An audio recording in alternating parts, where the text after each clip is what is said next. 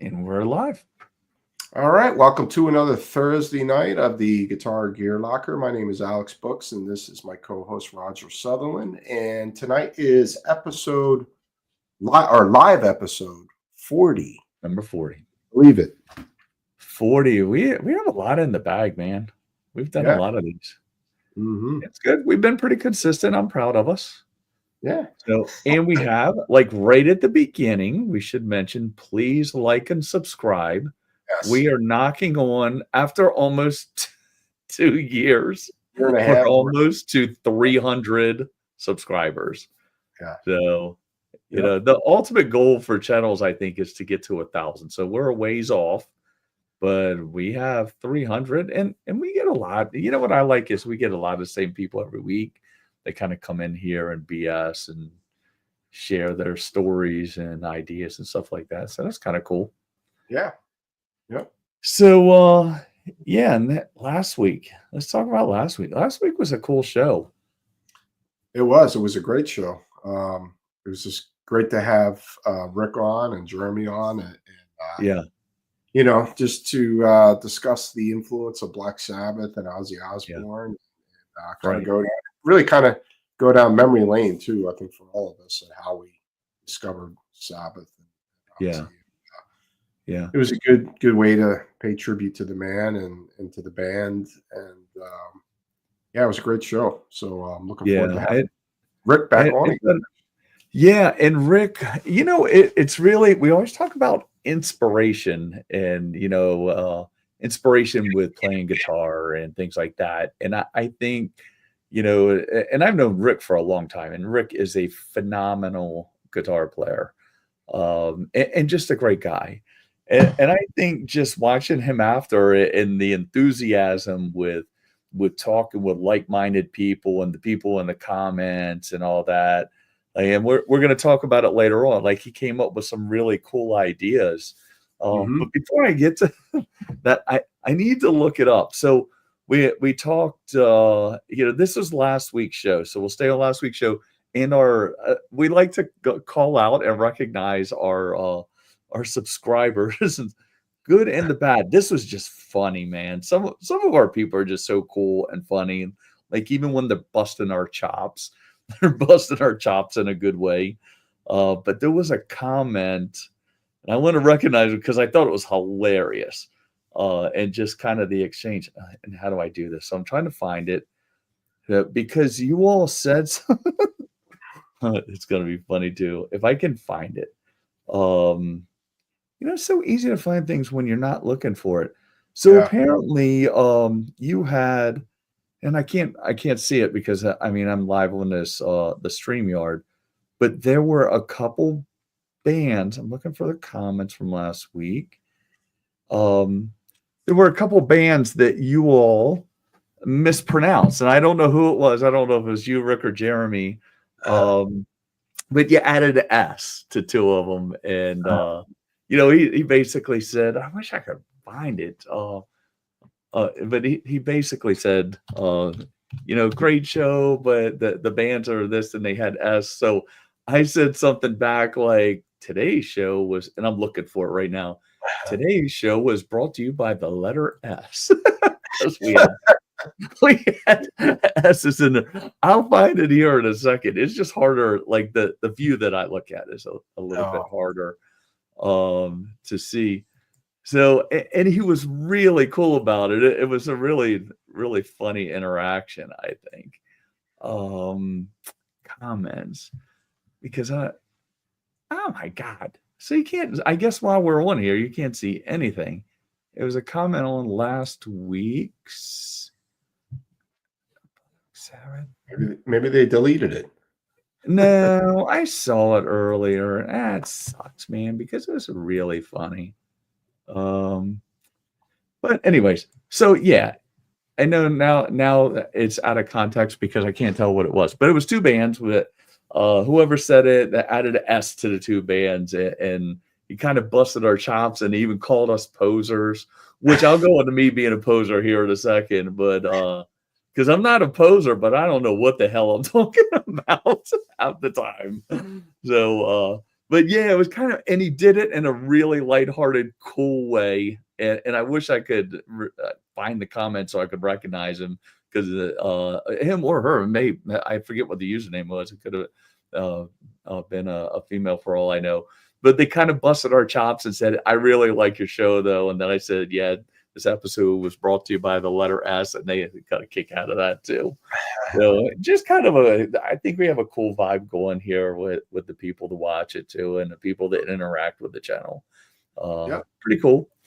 So yeah, and I can't bust your chops because I can't remember the bands.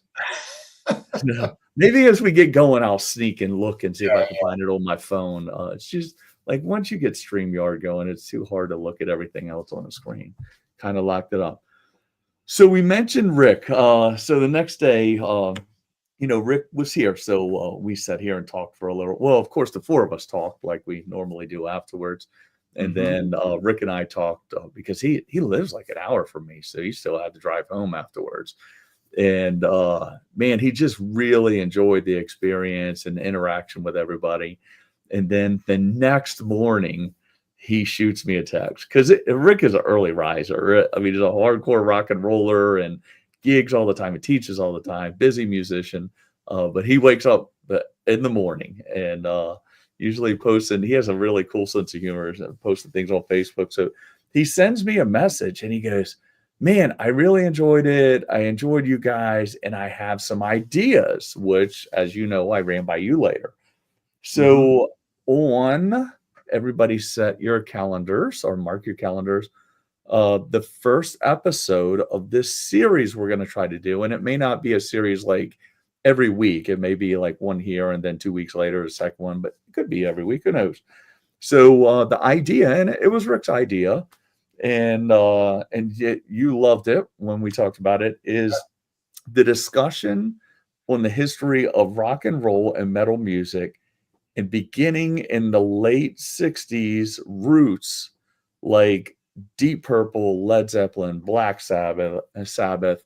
And then he said, we could do another episode and go into, the British and, get into Iron Maiden and Priest and Motorhead and he knows some obscure bands, obscure bands. Jeremy, if he does it, you and I just mentioned somebody else that maybe we could get on it. And then, of course, people in the comments too, I know have, people that they want to talk about. But man, he was really fired up about that topic. You thought it was a great idea. I think it's a great idea. Yeah. So let's back up to, here's my thing. And people, I guarantee you, like, people will kind of get it. Like, I'm not the big music guy like you all are. I'm a pretty big guitar guy, but like, as far as, and we've talked about this, like, I wasn't the guy reading album covers and all that. And it wasn't because I didn't like music. It's because I was reading books on how fires start and how to figure out what causes an explosion and things like that. So I was just kind of in a different area in my life. So I wasn't really focused on like who played. That's why sometimes whoever the bands were that guy mentioned, I don't even know who in the world they are. So sometimes when you all are talking, but like 99% of the time, I know who you're talking about. But sometimes you all are mentioning bands, I don't know who they are because I was just in a different space back then. But I'm sure people realize that. So yeah, that's my disclaimer right up front. So I'll kind of chime in where I can and, kind of handle the comments while you all, handle the technical side of the history. But I think it's a really cool idea. It's a great idea. You can my language. Yeah, right. That's funny because that's exactly what you said when I read you the text. You could just tell how super psyched he was about it. You're like, he's speaking my language. And I was like, okay, sounds like we have a concept going here. But yeah, I think that, it could get so interesting where, you could go back and, I know a lot of 60s music from back in there. So you could cover the origins of this stuff and then bring it all the way through. And then a lot of y'all could tie in the death metal and the metal scene and the black metal and all the different genres. I mean, that topic could just be limitless. Mhm. So I think that's a good concept. I think people enjoy it. I think people kind of judging by the views that last week's got, I think that, there's an interest in that and talking about history and just music in general. So Mhm. we're always working guitars. Yeah, it's all related. Yeah, yeah. So, Yeah. yeah, I know I did a lot of talking. Go ahead. Your turn. Yeah. So, well, I know we got a few topics, right? I think you got a few Yeah, on there. yeah. I have some. You have some. And one thing we were talking, I thought about this because we were talking a few days ago, and you were talking about it was a certain guitar that you played, and you were just like, well, the shape for whatever reason, it fits me so Yeah. well. It Right. makes it easier for you to play. So, Right. I thought about the shape of the instrument and how that plays into how you Yep. play, how you write guitar, comfort, Right.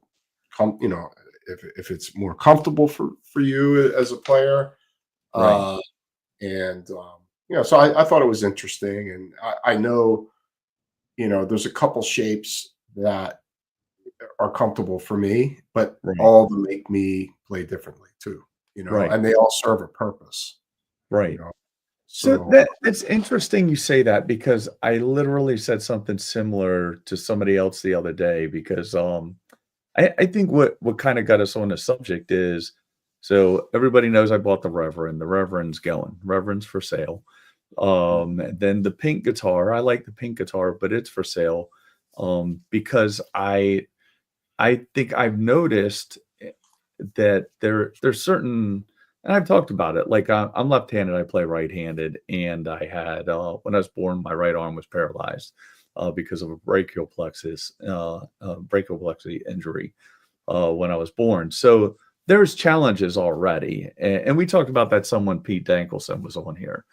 mhm, So, I you're talking about the type of music that you play, so I guess it never really like, I never really thought about it because I was into strats and I think you play strats differently than you play, like, the new LTD I got, to your point. right, Because I as you can tell, I've been analyzing a lot for me because sometimes when you have something going on like that, you get kinda self-conscious.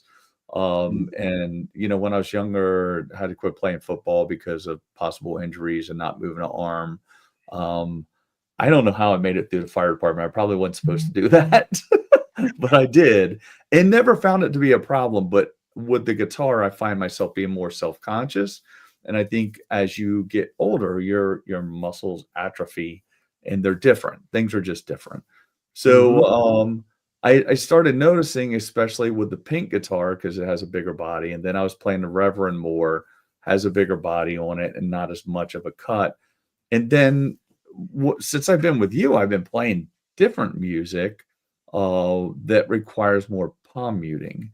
And I don't think I did as much of that with a Strat or your hand falls differently on those fixed bridges, maybe. So yeah, I think that's kind of what got me on the subject of the different. Maybe you'd almost call it like the ergonomics of the guitar. mhm. Make sense? Yeah, for sure. Yeah, So yeah. what do you think as far as body styles?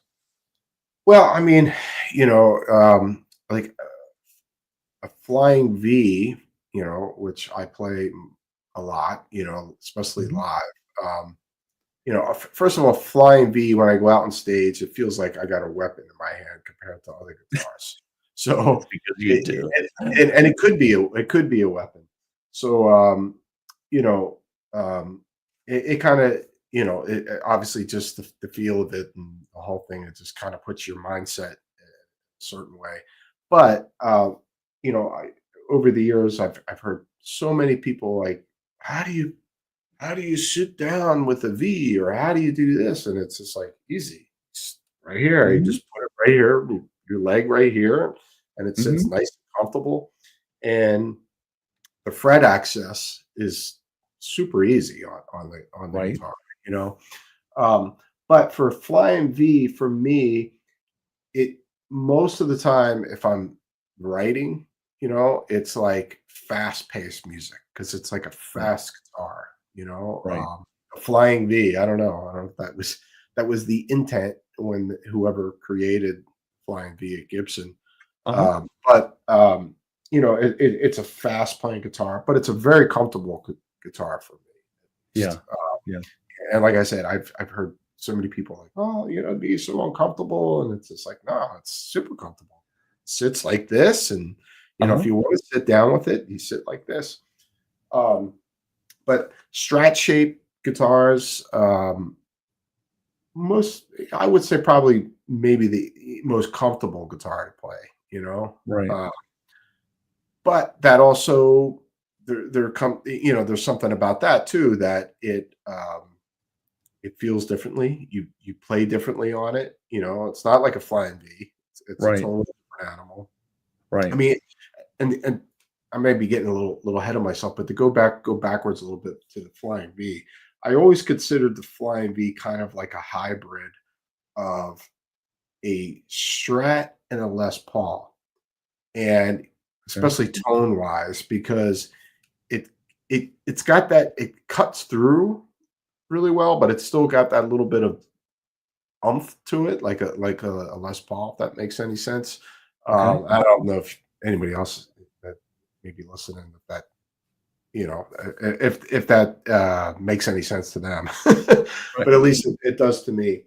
But Flying V also has a different tone to it, I think, Right. for whatever reason, compared to Les Paul or Strat. Strat and SG has always been a super comfortable guitar for me. Right. Easy to sit with and write with. Also, the high access of the frets, you know, because you know you don't have anything really cut off there. You go all the way up to that. Well, I guess like a SG is what 22 frets or 21, 22 frets. I think Yeah. was. Yeah. was Yeah, but it almost feels like the SG, it almost feels like the neck is longer because of the way it sits in the body. So well, yeah, and a lot of people it complain about neck dive with the SG too. oh yeah, yeah. But I think that that would lead you to gravitate more to a SG since you like the V so much because to me of the V that I got from you that's right there that nobody Mm. can ever see. I one day I need to turn a light on so people can see the damn guitar. Um, but that one right there to me sometimes the neck feels like you're really reaching out there to play it. And I feel the same way with SGs, even though the SG is the neck's the same it's just the way it Yeah, sets the body, it seems like it's longer. and it's you can kind of throw an SG around a bit too because it's Yeah. mainly a pretty light instrument, you know. Right, right. Um, and then you know there's the LP, the Les Paul, or I use the ESP Eclipse was kind of like their version of the Les Paul, and Yeah. that those guitars for whatever reason I can play anything on those guitars. You know, Right, right. I could play super fast, aggressive stuff, um, rock and roll, blues, you know, mellow music, you name it. Yeah. To me, it's kind of like the guitar you can it pretty much does it all. Right.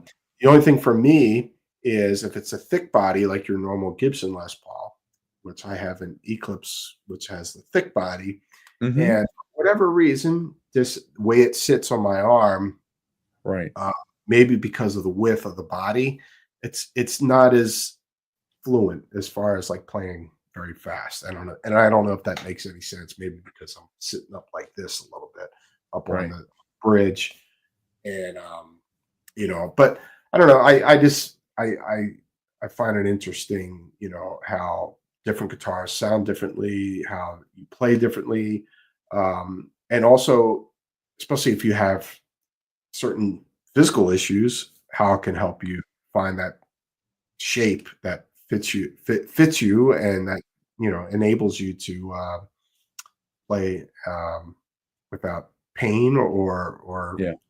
you know or with comfort, you know. Right. Right, So and well, that's a good point. I mean, we've mentioned your neck issues, and you have issues there that you have to work around with.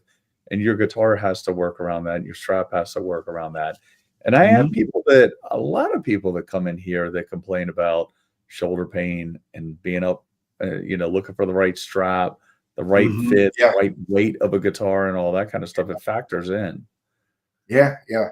And, and you know, I don't like super light guitars, but over Right. time I find like, well, the lighter the better, Yeah. and the thing is, there's the theory that, well, the heavier the guitar, the better it sounds, but that's not always the case either. Right. So, but yeah, I just, I because the other day Roger has some issues, with I think it's with your hand, right, or your Right arm. arm, right shoulder. It's actually the Yeah, shoulder. yeah. Yeah. And what was the guitar that you were telling me that you played, and you were like, I played one of these, and it was so maybe it was an Explorer or something like that. I can't Oh, remember. so yeah, and it's really weird because some of it is like sometimes I think you kind of get in your head and overanalyze shit. And I've been doing a lot of that lately. So I've been really like paying attention to things. And, the Reverend has a little bit of a bevel, and the Solar has a little bit of a bevel, but still just a high arch to the back of it.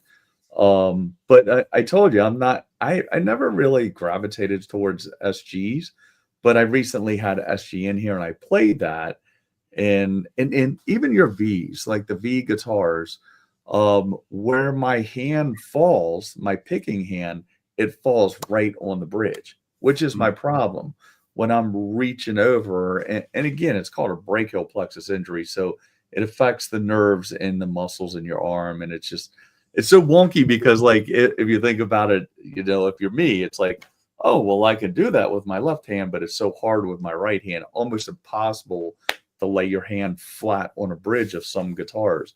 But on the SG, I found it naturally just lands there. When I use your V's, it just naturally lands there to where you can palm mute. Mhm. So it's more of that. So then I start analyzing more, and then and I've even gone further. Not that I'm like sitting down like, oh, let me test every guitar. It's just shit I'm noticing. That new LTD I got is comfortable, but I've been playing more, like I switched back to playing, if I'm setting down, I'm playing left knee now. So I'm kind of over, which helps your hand. Like you try to, like, if you have a deficiency, you try to figure out ways to substitute to make things work, right? Like I'll Mhm. substitute a muscle group or a function or whatever just to make it work. So I've switched to playing more on the left knee. That way, it naturally, ergonomically, that you kind of fall in that position. And I think Rustin even said that too. Somebody told him to keep his strap button on the nipple line, so it keeps ergonomically, it keeps the neck of the guitar where it needs to be. So there was that one, and then the Kaizen is probably what you were referring to, the Ernie Ball Kaizen. And Mhm. it's not a traditionally shaped guitar. We put it up. I'm not going to do it again tonight. Everybody can look it up if you want. So Ernie Ball, I think Tosinabasi Kaizen. It is an odd shaped guitar, but you can tell it was built for ergonomics. And the slope of that guitar, you can tell that your hand is just going to fall naturally right where it needs to be. Uh, Mhm. but there's drawbacks to that. I don't know that I'm a multi-scale person. I found that out with the Jackson with the incorrect headstock. Yeah. Um, Not to beat that dead horse, but It's like I a like the 7 idea of that. I always So found 7 string is just so uncomfortable. But, yeah, yeah. Well, and they have them in sixes also. They yeah. have them in 6 and 7, so I would probably go 6. They're really expensive, but as we know, the costs of guitars are kinda all over the place now, and you can get some good deals on those. Mhm. I had one in here this week, so and there's a couple subjects. I wanna talk about PRS a little bit tonight, but I had a Modern Eagle in here that was stunning, in a matte finish. So we'll talk about that later, but very comfortable playing guitar. So I'm sitting here going like, I've been playing all these other damn guitars, and I love PRSs, and I haven't been playing. I think I'm down to, my daughter has a PRS and I have a PRS. And I don't play it that much. And I think some of that is just because I've been playing different kinds of music. So and trying different things. And some of it is, I think people put things in. We all know people can put guitar things in your head, the guitar voodoo. So I'm Yeah, like, yeah, no, it's too shiny and pretty. I don't want to play that music with a PRS. yeah. I'll readily admit that.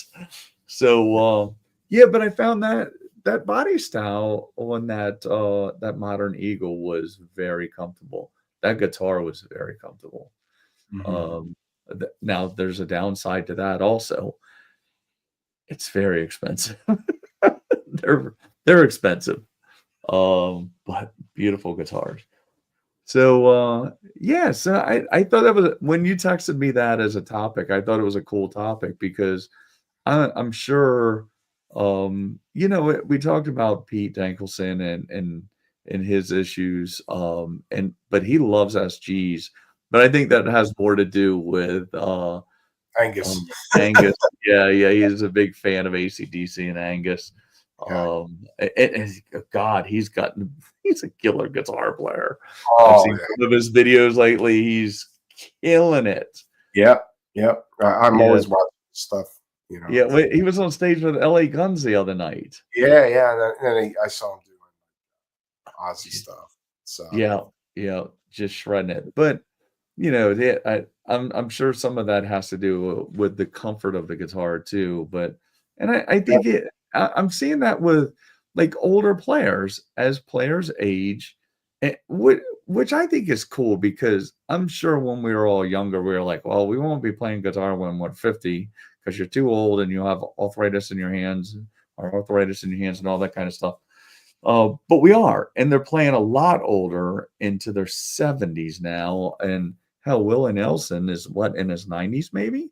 And I saw him playing yeah, guitar the other day on a video. yeah, that's right. So, but I'm noticing as people age, they're finding out different ways, different guitars, different straps, the zero gravity straps, just different things to help them accommodate whatever is going on, like sore hands, sore shoulders, sore neck, things like Mhm. that.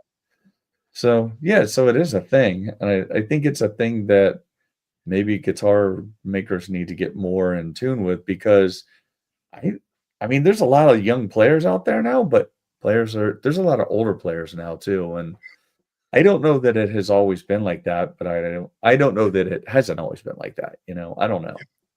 I mean, I don't know if the guitars are being made to gear towards the older player, but more of just easier, you know, you know, easier playing and easier accessibility to the neck, and Right. like even stuff like this is like just well, one guitar and just like if you look at the back, like when they started making, I don't know who was the first guitar company to do something like this with the curvature. Maybe it was Yeah. Jackson or something. I don't know, but having that kind of access like that to, Right. it might have been Jackson, like a soloist or something.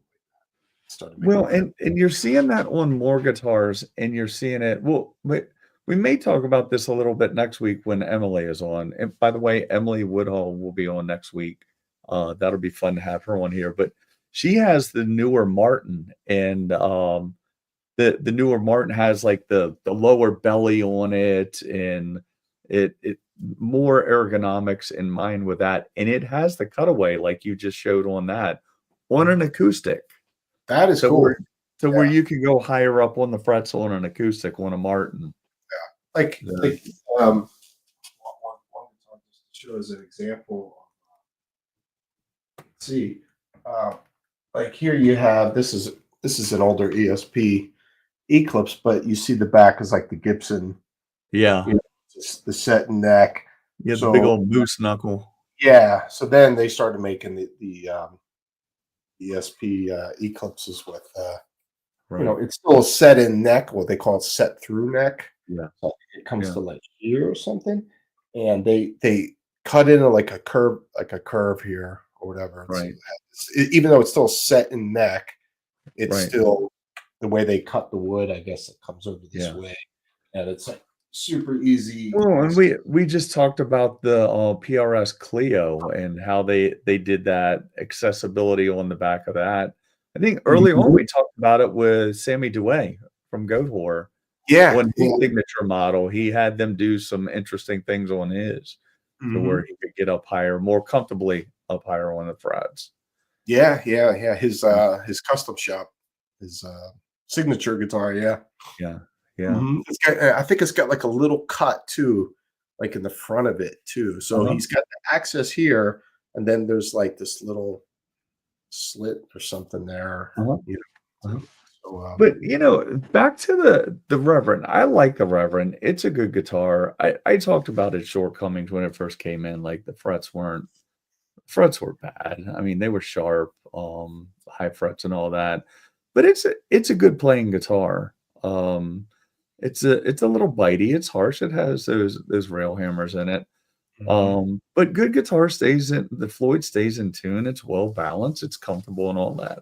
It's just, what I told somebody the other day, it reminds me of a Les Paul, and I probably said it on here too, a Les Paul smashed with, like, a PV or a EVH smashed with a Fender, like, all the just smashed together, and that's pretty accurate if you think Kinda like about it. traditional meets modern, Yeah, right? yeah, and it's not a bad guitar by no means, it's just it's not working for me, and I think I'm Uh, and I think a lot of people are like this, like, you experiment with a lot of stuff, and then you're like, "Okay, I need to go a different direction," and that's where I am now. So, if on your next guitar, purchased or otherwise, are you looking at a different shape, or are you staying with a V? Um, I'm still a V guy, but, I'm actually like to get more of another Strat shape, like another Horizon or something. I Right. mean, to be honest with you, the most comfortable guitar I've ever played is my ESP Maverick, which is like a super Strat, you know? That is a perfect guitar, man, it's a perfect size. Yeah, the weight of it, the feel, just the comfort of Yeah, it. It's just an easy playing yeah, guitar, you know? yeah, But, yeah, I probably not a V, right? like, you bring up Sammy, that his guitar, I like those that kinda shape, because Yeah, I used to play an Ibanez in the '80s. It was an X series, and it's like the star shape, like yep, the bell that originally came out, and maybe I think Eddie Van Halen actually designed that shape, which right. is kinda taken off an Explorer, Uh-huh, but then I wonder, like, is it too big, like, right. 'cause Explorers are big guitars, but they do sit well, Yeah, yep. It's been a long time since I played a shape like that. Maybe, something like that. ESP have a guitar, I think they're called ESP EXs. So it's like Uh-huh. a take on a Explorer, Yeah, but it's like a little bit smaller, a little bit pornier, yeah, yeah, Um, I think it was Explorers were so, you know, heavy and big, right, because they right. can be like it's funny, I'm wearing a old Def Leppard shirt, and Yeah, this is from 1980, first album, 1980. So the original guitar player, if anybody remembers Pete Willis, who's the original guitarist of Def Leppard, he's a little guy and amazing songwriter, riff writer, wrote all this classic stuff for the first three albums. But he played a Hamer Explorer, so that thing was like bigger than him. I was just going like, man, how's that little guy running around with yeah, that huge guitar? yeah, And I don't know how heavy those Hamers were that he was playing, but right. they looked like they had some weight on them. You've got some experience with the Oh, with yeah, I have but actually, there's a hammer out in the other room right now, it's a Strat style hammer, I put a new pickup in, the other day, and that person, has a lot of he has the Explorer-shaped hammers, big fan of hammers, he has a lot of hammers, what was the um weight like on those Hamers? They weren't too bad, and that's the thing. I was gonna say that, like, the Explorer shape, I've talked about, like, how uncomfortable the big block of wood is, under your arm, but, the way that cut is, the slope where it comes down and where it Mhm. kinda makes a V, that kinda naturally allows your hand to fall right where it's supposed to be. It Where the wood doesn't really the big chunk of wood behind you doesn't really affect you that much is what I found.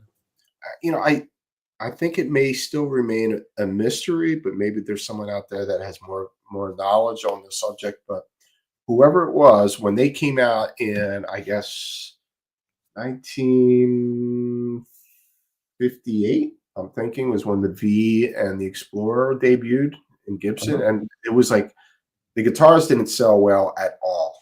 Right, Because I mean, think right. about 1958, a flying V in Explorer shape. I mean, that must have been like, Yeah.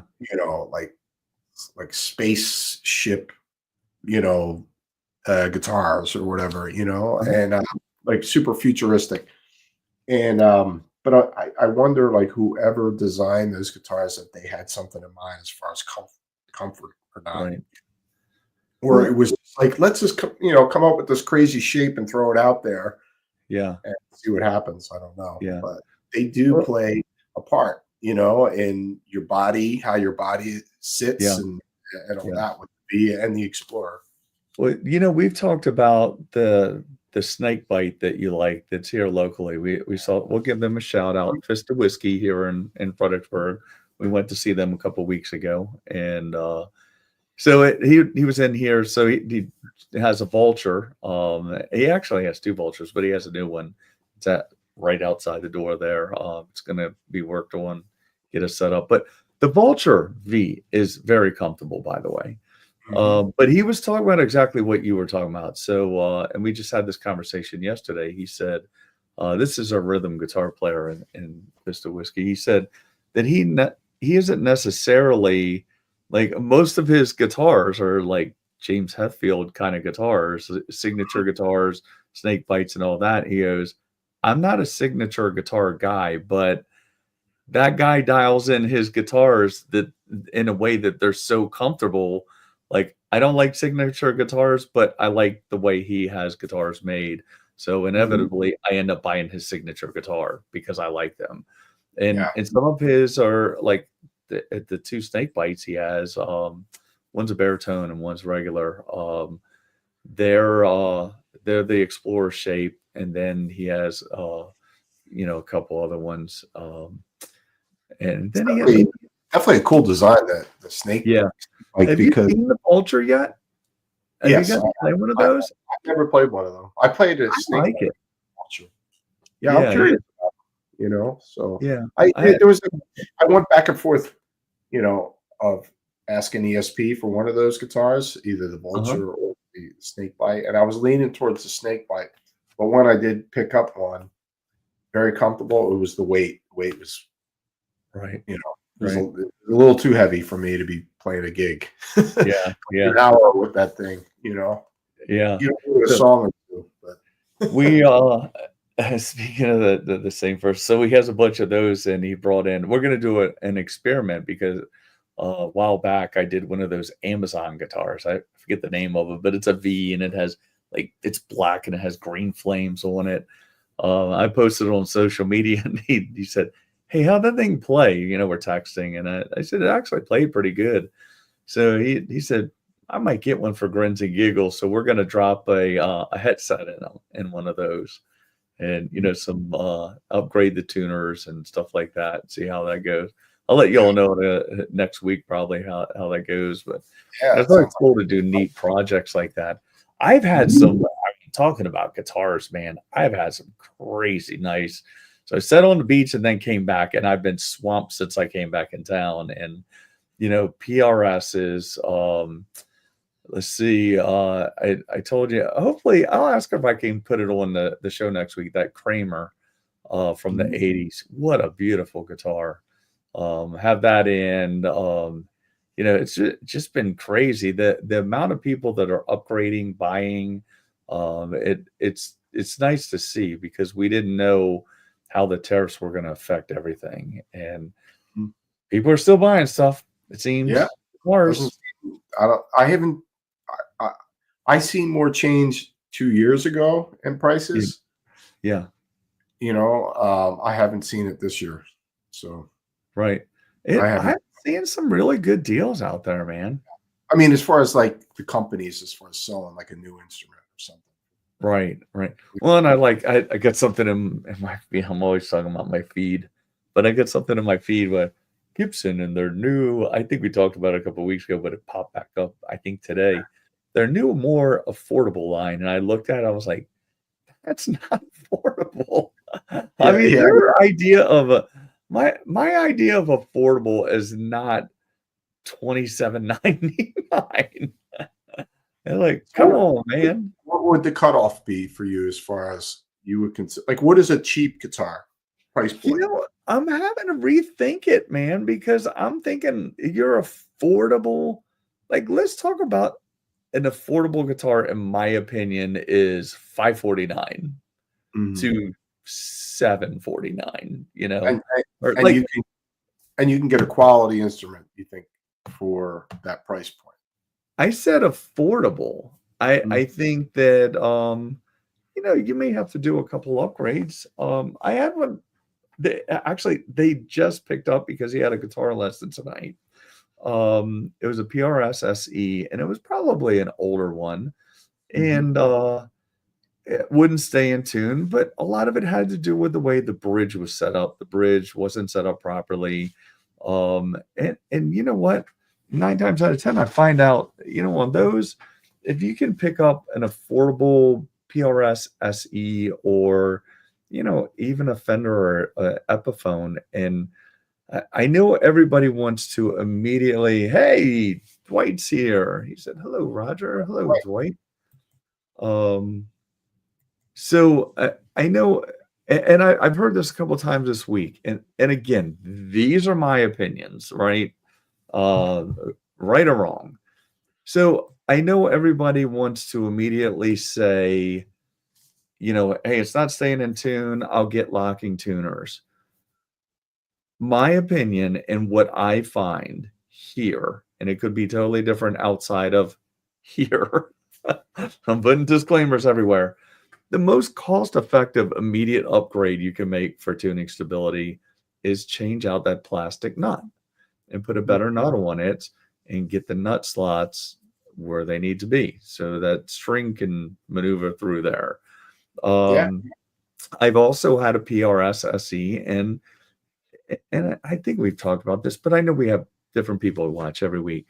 So it was somebody that was heavy on the bar, so he liked to use a tremolo arm a lot. So we upgraded the nut, and we also used Graphtech, the chrome saddles that are Graphtech. The Graphtech material is where the string touches, and it worked great. And I tell you, this little guy, he's and this is what it's all about: is the young players. He came in tonight, and it wouldn't stay in tune. And I know it's really frustrating when you're a young player and you have to keep tuning. And his mom said every time I look at him, he's having to tune it if he even touches the bar. Mhm. So got it set up, got it, and just dive bomb that thing until the strings were loose, and then let it come back up and it's in tune. And to see the look on his face is priceless. But a lot of it just comes down to that, a good setup. So I think, yeah. Now, the affordable, back to your original question, what do I think affordable is? I think that's where affordable is. But it seems like because of, they can blame tariffs all they want, but it happened before the tariffs. Um, because of whatever, the world, corporate greed, things, stuff, um, affordable guitars seem to be in the, and then I'm going to follow it up with, they seem to be in the $1,400 range now, 12 to Mm. 14. It seems to me. And it wasn't long ago, and I've said this before too, that if you spent over $1,000, you almost could expect it was an American-made guitar and you were going to get a hard shell case Yeah. for over, like, that kind of was the magic. Like, oh, it's over 1,000, so I know it's going to be made in America, and I know it's going to have a hard shell case. But Mhm. I think the affordable is now different. Cheech is here. Welcome, man. Imagine PRS owning private an stock, affordable PRS. Whew, that's a lot of wood. We're double gonna neck. talk about PRS. We're gonna talk about it. It Double is your money. on. Roger has PRS on the radar, and I have Cheech. I'm glad you're with us. Dwight, you too. Everybody else, I mean, feel free to chime in and bust my chops wherever you want. So let's talk about PRS. So I told you, like I haven't, especially since we've been doing this podcast and people, and I deal with a lot of metal players now that come in here. A lot of Floyd Roses. A lot of people are playing in different tunings and all that. So I almost started poo-pooing my really nice PRS. Which it's not like super expensive. I think when I got it, I thought it was super expensive, but it's a core custom 22, and I haven't played it as much. And you almost get it in your head, like, man, it almost like you don't want to play metal on it because it doesn't look like a metal guitar.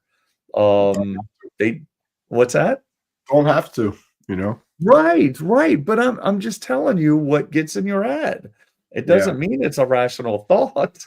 Like yeah, this yeah. is guitar logic. It's not rational Mhm. thought. So here's the question. So number one, everybody, can a PRS, other than what we talked about, the Clio, which I don't know if that's would you call it? That's not heavy metal. That's you know, metal-ish. It's different music, sweet, fast picking, all that kind of stuff. Um, so can a PRS, a high-end PRS, be a metal guitar? That's first question. Can it? Do you think? Absolutely. There's Okay. plenty of my own friends from other bands I know that play PRS and play Yeah. fastest stuff you can imagine. You But know. okay, so I understand. Like, yeah, can they do it? Yes, their guitars are made to. But can they pass for like, do they pass this sniff test with people watching them? Like, are they I've almost found myself doing this lately, like, "Oh my god, I can't believe he's playing that hard song on that shiny PRS." I've almost found myself doing it. Or it could be vice versa. You could have like the Jackson Randy Rhodes and you're playing like psychedelic Pink Floyd stuff on it. Yeah, that's true. Yep. Well, You're and like, I "Wait, think what's wrong with this picture? That guitar is too metal and outrageous looking to be playing that yeah. kind of, you know?" Well, and I know somebody, and he's a great guy, and this definitely isn't a jab at him because he has beautiful guitars. But I went to see him, and he's a phenomenal singer, and he has oh man, what is the Zach Wild schizo, like that Oh, really cool, really yeah. nice guitar, Is that and the one it's like huge? It's like it doesn't looks like he just took like the bottom of the tree and just cut the top like the bottom of the tree, yep, it's you know, very like thick, it's very heavy, it's very nice. They're yeah. pretty damn expensive, and he was playing Smashing Pumpkins on it, and I was Ah, like, see, same thing." You went, "Ah." yeah. Like, it almost like it works, but Yeah, yeah. visually and mentally, it almost doesn't work, so that's kinda what I was getting at. But now let me add a little spin to it. So the high priced, let's call them lawyer doctor guitar PRSs that are the matte finish. Mm. Now, does that change things? Yeah. Because the 2 I'm saying that because the 2 I had, oh my god, they were so nice. They were matte finish and they were stunning. I If you like the follow matte me on finish. social media, I'll post pictures of them this week. Yeah. I like the they feel good on the hands, you know? Uh-huh. So Yeah. I got a bunch of or satin or matte finish, whatever you want to call Yeah, it. Satin. these were, I call it matte, they're satin. Same, yeah, same thing. Yeah, right? yeah. You know, So, I mean, does that change anything? Does that make them because these kind of they were really nice finishes on them. They I mean, almost look like they were satin finished, but they almost look like they had a hologram kind of well, finish I to them. mean, think about like somebody like Albert King Yeah. playing a flying V back in the day. That Right. became his thing. Yep, Here's this yep, blues guy and with this yep. futuristic weapon looking thing that doesn't even look like a guitar. That's a good And point. so Good point. but, So I mean, is there any rules? Like I think a lot of people even like the Explorer, they just think about James Hetfield or something like that, like metal or yeah. something. But then I think the guy that really popularized the Explorer is probably what Rick Nielsen, right? Oh, yeah, yeah, true. So So, uh, yeah, I just thought I was thinking about that, man, it's like I said, I've had a the run of Edge, the Edge plays it an Explorer. His favorite instrument oh, is a 7. I think it's a '76 Gibson Explorer, which he used on all the early right, YouTube records, and and that's an aggressive looking guitar. yeah, Music's not, but right. They work well with a delay pedal, right? I'm sure. Good one. Yeah. So, yeah, that was my, I mean, I just thought it was kinda interesting because 'cause I'm working on it. Like I said, they're just beautiful guitars. I know I've said that 100 times. Oh, PRS. Good guy, new customer, and I'm looking, I'm like, these don't look like the typical, like, what we would consider like, you know how it is, like, SIRS and PRSs, they're a different animal. Yeah, you can get a Fender or a Gibson, and you can get a couple dings and scratches in it, and they're fine. But if you scratch one of those shiny PRSs or SIRS, it's the whole reason I'm getting rid of my SIR. I don't wanna be I just too nice. It's a let a collector have it. Mm, But as soon as you put one little ding in it, it's like the value they just go away because everybody knows them as shiny. But then I'm looking at these, I'm like, man, these just look like a total different animal. They're still really nice. Still played really well. I was surprised. So I could tell, and I mean, everybody knows we're both Gibson fans, but I am a really big PRS fan. But I've always thought that their pickups were probably kind of one of their weaker areas. I know Paul Reed Smith would not agree with me, but uh, I think that sometimes I think they overcomplicate things with their electronics too. Um, but these sounded really good. Yeah, so they did a good job on them. I'm not a big expert uh, with PRS, but on the custom shop guitars, so PRS makes their own pickups in Uh-huh. house. So Yeah. okay, Right, so and so when the one was a McCarty, I think it was a Wood Library, McCarty, and it had their new version of I forget what the number is. It was actually kind of engraved in the pickups.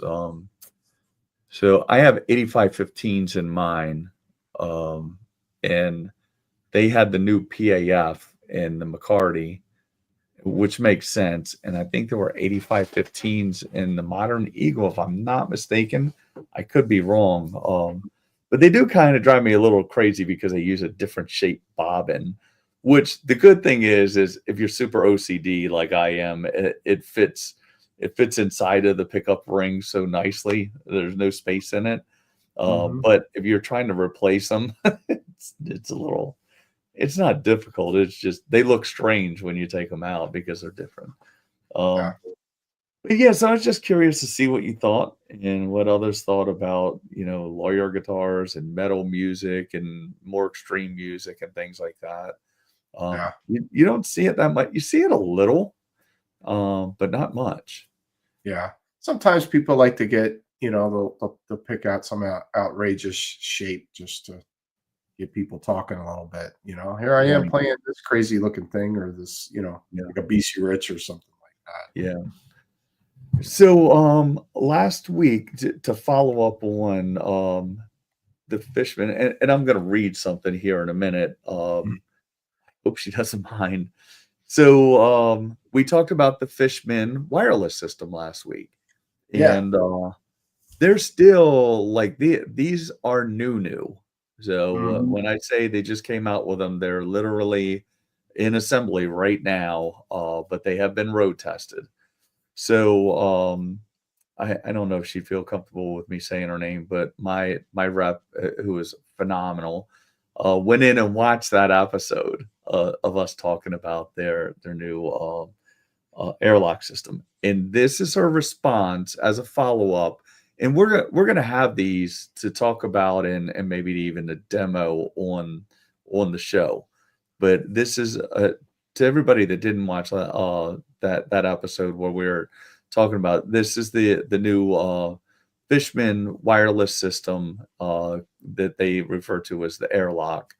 So here's her response to you. She said, to Alex's point about durability, and you mentioned the Sures that you use, the airlock is built like a tank, so you won't have that problem. It's because we talked about that small wire Mhm. that you have a problem with it.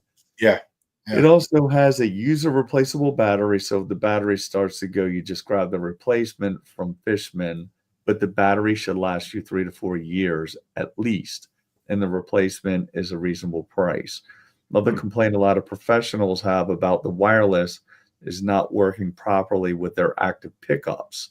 And I talked to somebody recently about them in here, active Mhm. pickups and other devices. There's no issue with the airlock. They work seamlessly with Fluence.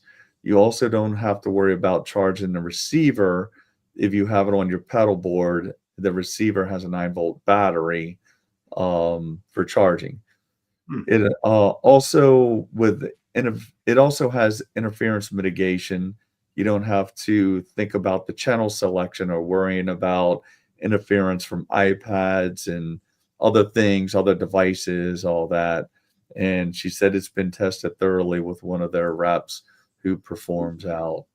So right now they're in assembly because it's a brand new product. It's taken a little longer than they expected to get them out to us as dealers. I told her I want to carry them. I want to have one as a demo. I also want to carry them for sale. But they should see the first batch shipping out in 2 weeks, and this was last week. So hopefully any day. So that's kind of the follow up to that long conversation we had about the new Fishman airlock system. So I'm Mhm. pretty curious. Yeah, I'm gonna have to try them out. Right. You Now, know? now let me pick your brain on this, and also anybody else that wants to chime in. So I mean, you know me, I don't use any wireless systems. I'm just using regular cords or cables. So do you see any advantage or disadvantage because yours clips to your strap, and we talked about it. It comes out of Yeah. the output Well, jack. I tape them. So I tape Right. them to the strap. Yeah.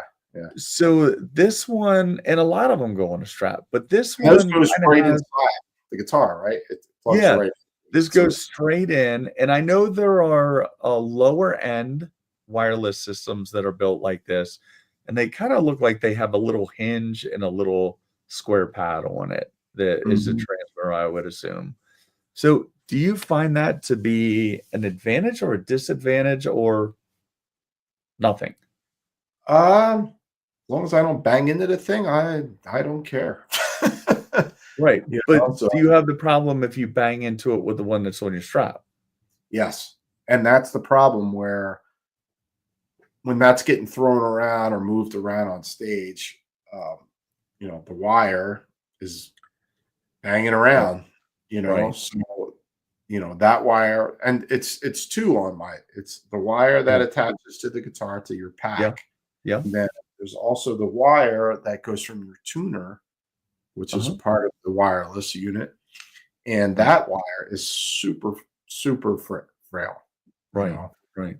and, so that's my only complaint with, their system is, how, you know, flimsy those things are made, Right. easily they break down. But the Fishman thing sounds very interesting, so Yeah. I'm curious about it. Well, it seems, and you would know more about real world applications. So it seems like yours, I've seen yours, or yours is kind of fixed to Mhm, your strap, like you said, mhm, where this one is just coming out from the output jack. So it seems like, I mean, if you're taking things off, you just take that out. mhm. But if you're moving around, if you're like me and you're like bam bam, I seem to bam things around. So I think I would break it. So I'm curious to see, like, I want to try it out and see, like, if I could, if somebody can break it, I will find a way. I'll put it Yeah, that way. But real world application, it seemed like that would be something it seems easy enough. You take it out, throw it in your case, throw it in whatever, and it's out mhm, of the way, right? yeah, Yeah, where so Cheat said you guys should demo one and compare the quality between the wireless and the cord. yeah, yeah. Yeah, We definitely need to do some demo videos, and we talked about that. right. I think we'll maybe Yeah, do and one there's soon. well, I mean, to be honest, we can tell everybody. I mean, we're amongst friends. I mean, some of it is time, and some of it is we're a little technologically challenged.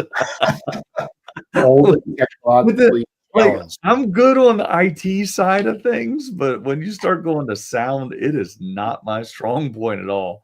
I get people calling, going like, "Hey, what do you think about?" "Nah, I'm not your guy. I'll get your guitar playing right, but I remember I just like to plug a cord in and hit a button." Mhm. As I may mess with the tube amp a little bit, but yeah, so that's our problem is getting sound. So, but we definitely have to do that. I want when that comes in, I would like to do a comparison. Maybe you Yeah, can come over, or I'll go over there and see if we yeah, can set yeah. something up Let's do it. and yeah, Mhm. see if we can get it to do it without clipping. Yeah, yeah, So, but I'm really, I mean, if it's everything else that they make it is good, and the quality control is good, and that she mentioned. Um, One of their sales rep plays out. His name is Kevin White, and so he's road tested it, and put it through its paces. So it's passed his test. So and I mhm. guess we'll see. I can't wait to get it. Hopefully, in the next week or so, when we get it, we'll definitely have it on the show and talk about Yeah, our mhm. findings and demo it and all that kind of stuff. Yeah, yeah. And I think man, I wanna say it's in the $300 range, I maybe? think so. I think it's 3.5 around Yeah, there. yeah, 350, something like that. Yeah, we'll test it So, out. I'll walk out into the woods with the Rogers bear family that lives close we gotta by, go there again. you know? Yeah, jeez. Yeah, I mean, we've had so much rain this year, man, the deer are fat. I think there's a permanent herd of deer in my backyard that I don't think they ever leave, I've just got more insects than usual lately right? because I think because of the rain, This some has strange been ones. You talked about, dragonflies. They are literally everywhere here. Yeah, yeah. Yeah, it's My there's daughter does not definitely like dragonflies. I try to explain to her that they are just really nosy and they're harmless pretty yeah, much, yeah. they're just they're just they're curious, It's been a not to get off the subject, but, dragonflies and the things we see this year, it's been an odd year for things this year, like, we in the and I know there most of our Snakes. audience is overseas. Snakes have kinda calmed down a little bit, but so, We we had a have snake not too long ago. We both oh. did Yeah, simultaneously. yeah, yeah. So we've had some, yeah. I thought it was going to be a rough year for snakes, but so normally, and I don't know if you've been in Virginia, and I don't know if they have these in Philly. Maybe they do, but and my grandmother used to tell a story with this. So about the second week of July, we get those tree frogs, and if you go outside, usually it's very loud, these tree frogs making this noise that they make, and it's very loud. I can't even describe it. Google it. Maybe there's one out there. But I noticed, and I remember my grandmother telling me, "Hey, you can always tell when the tree frogs come out. Cool weather." She was from the mountains, so a lot of folklore. Cool weather comes 6 weeks after you start hearing the tree frogs. It just so happens they come out in the middle of July, so it starts cooling down in September. So that's really the big. But I noticed this year I barely hear any. It's very weird. A lot of dragonflies, no tree frogs. Mhm. So odd. But we'll have to wait till I have Rustin on again to talk about tree frogs. The expert. That's right. That's right. Let's see, what else did I have? You know, I I've been so swamped. I really want to, and this is something everybody should sort of explore if they're looking to buy and sell the Sweetwater Gear Exchange. Man, I'm seeing more things on it, and it actually started popping up on my social media with things that I was searching for, and they're coming up as listings now. I'm hearing that the shipping rates are very reasonable when you ship a guitar. Mhm. And I don't even know if there's a seller fee, but I think the way they work, I could be totally wrong. I wish Ian was with us so he could correct me. Um, but I think the whole thing behind it is, one of the ways that you can get paid is through a Sweetwater, like Sweetwater Cash or whatever. So this is something Sweetwater's doing, or kind of making it like eBay and Reverb used to be back in the day before the fees got crazy. And they're Mhm. really hoping that you're just gonna, sell gear and then buy gear from them, which is a cool business model, I think. So they're kind of trying to get a cool vibe in there on that. So I may actually list one of these guitars in there and see what kind of success I have. Mhm. So because there's a lot of guitars out on Facebook right now, Facebook Yeah, Marketplace. I saw a few today, and I was like, "Oh, good price. I can't buy it though."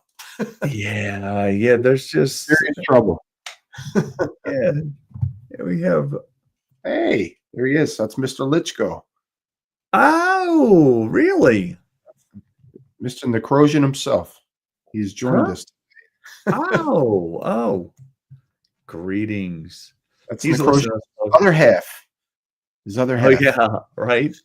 He's listening to he tunes in for the first time and he goes, "They're talking about dragonflies and tree frogs." This is a guitar gear locker.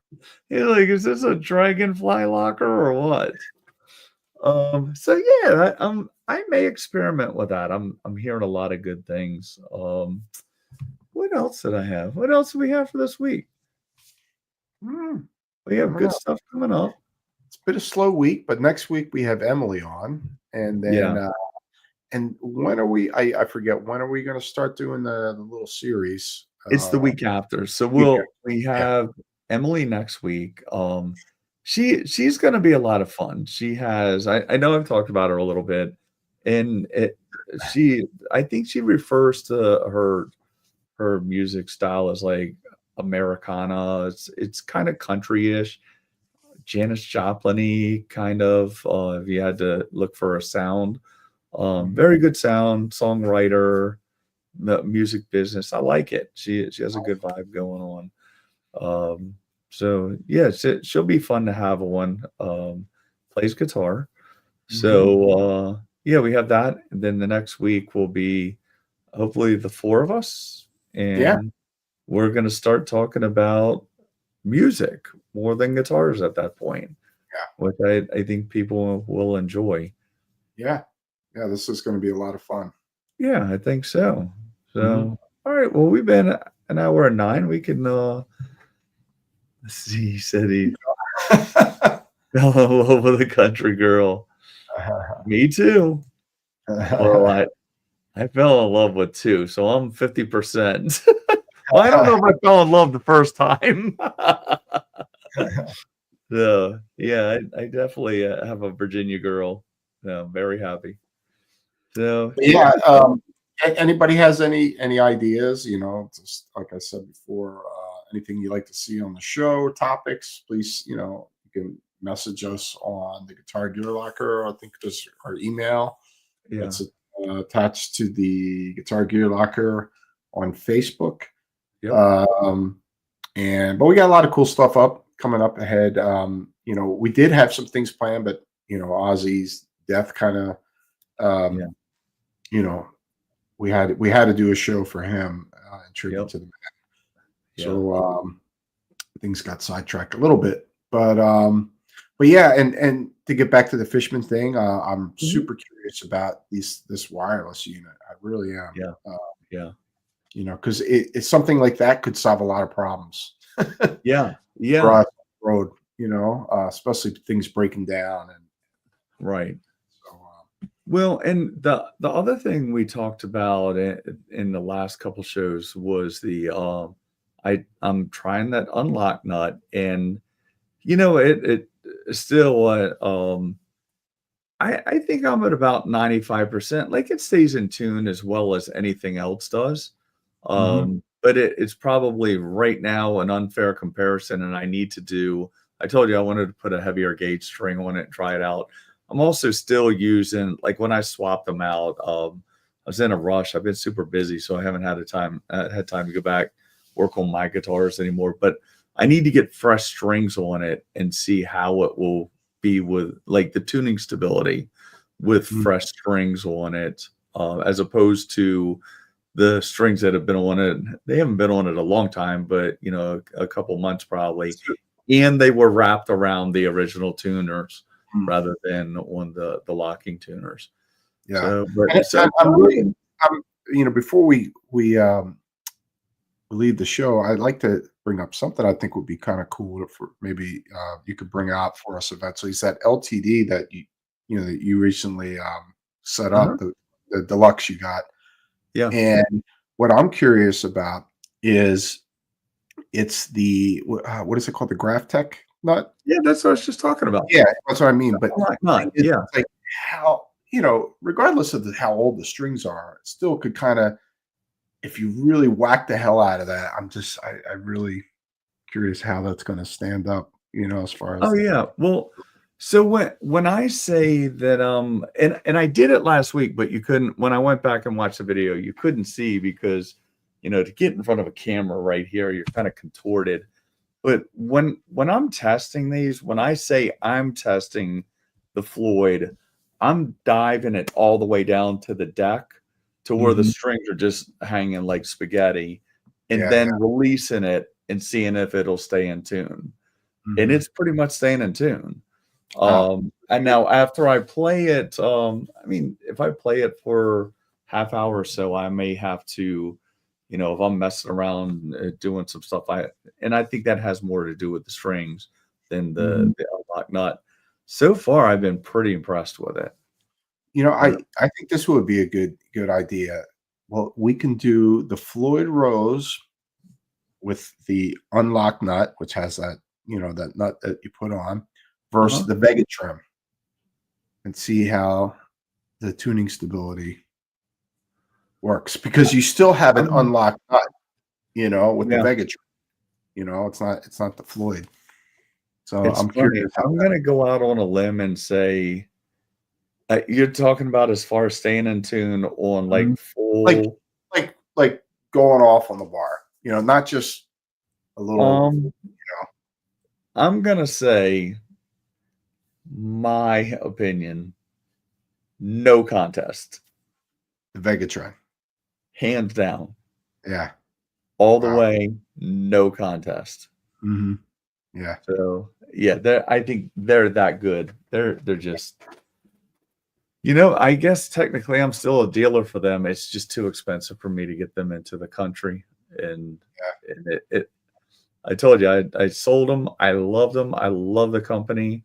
I lost money on everyone I sold because it's just too hard to get them into the country. It's a lot of work to get them into the country.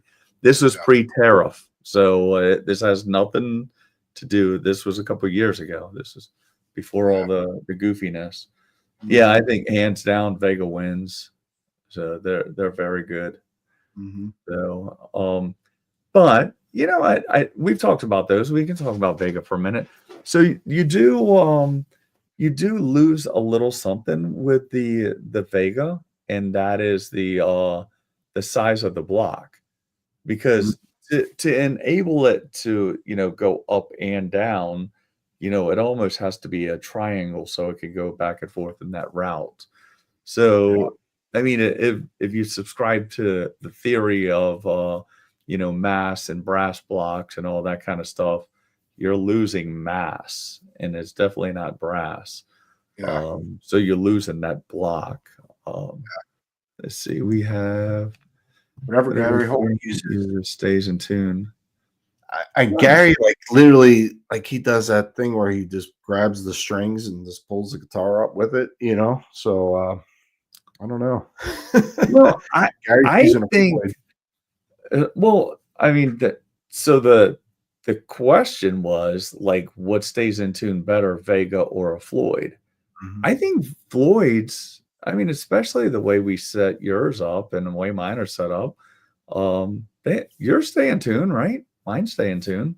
Yeah, I mean, like the red one, the last one that you did for me, the Yeah, Horizon, and yeah, that is that's not even a German Floyd. That's like a I think 1,000, I guess, or something yeah, per year. And man, that guitar stays in perfect tuning. I mean, really yeah, rarely goes out of tune. yeah, yeah. Oh So yeah, I think they stay in tune. It's just, I mean, I think you with a Vega, you could probably swing the guitar around by the trem arm and it would stay in tune.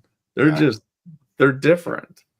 Uh, that's another good topic for next time for the Megatron. yeah, yeah. You know, And I've thought about, so I want to make a video both for my social media and for this as a follow-up on that guitar and see if I can get a video of it actually on the bench and the different components and what the difference between the locking nut and the unlocked nut. Mhm. Because it's hard to see when you're just holding it up in front of this little camera. Yeah, To get an actual video of it and then engage the bar and dive bomb and all that kind of stuff and see how well it stays in tune, yeah. live on a video. Hmm. So yeah. So I think what else you got? Yeah, I think that's pretty much it. I think we've covered it. Yeah. I would say we'll see you guys all next Thursday night at 9:30. We'll have Emily, Really? Emily's last name I can't remember, but Woodhull. Woodhull, Emily And Woodhull. then the next week we'll have what we're Jeremy gonna be back on? I don't know. We'll find out. I'll find Okay. out. No, Rick will definitely be on. And Yeah, Rick will be here. Mhm. it's like I said, you two are like an encyclopedia on that kind of stuff. So Mhm. cool. So everybody like and subscribe and see you next week. Thanks for joining us. Good night. See you next week.